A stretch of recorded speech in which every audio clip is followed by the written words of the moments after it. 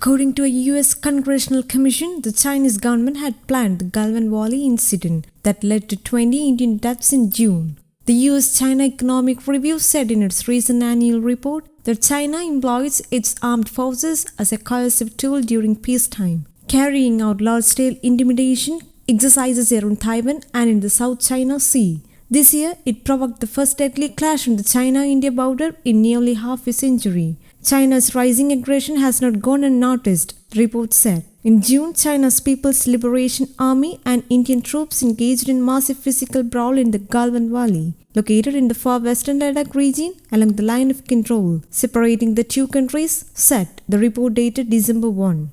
The clash, which followed a series of standoffs beginning in early May along multiple sectors of the LAC, led to at least 20 Indian deaths and a confirmed number of Chinese casualties. The first time since 1975 that lives were lost in fighting between the two sides. Some evidence suggested the Chinese government had planned the incident, potentially including the possibility for fatalities, the report said. For instance, several weeks prior to the clash, Chinese Defense Minister General Wei Fenghe made a statement encouraging Beijing to use fighting to promote stability. Just over 2 weeks before the incident, in another potential indication of Chinese leaders signaling their intent to escalate tensions, an editorial in China's state-owned tabloid Global Times warned the Indian would suffer a devastating blow to its trade and economic ties with China if it got involved in the US-China rivalry.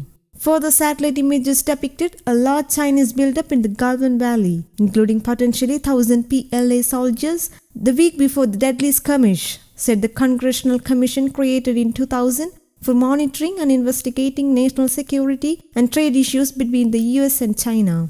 China and India have engaged in multiple physical clashes along their border for decades. But since General Secretary Xi Jinping assumed power in 2012, the two countries have seen 5 major altercations along their border. The exact motivations behind the Chinese government's provocative behavior on the LAC this year remain unclear, it noticed. The proximate cause of the clash appeared to be India's construction of a strategic access route to support troops stationed along the LAC.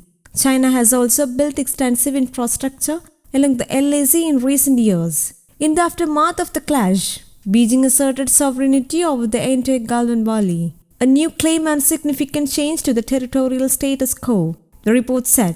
According to the report, the Chinese Navy has also regularly deployed diesel-electric and nuclear-attack submarines in the Indian Ocean since 2013, which, despite their ostensible mission to support China's Gulf of Aden anti-piracy task forces, served to collect intelligence and signals to India that China could counter the Indian Navy or threaten commercial shipping. Chinese hydrographic survey vessels also sometimes venture into waters around Indian strategic sites to collect intelligence, the report said, citing an example of Indian Navy chasing away China's Xian-1 research vessel in December 2019 after catching the vessel loitering without permission near Port Blair.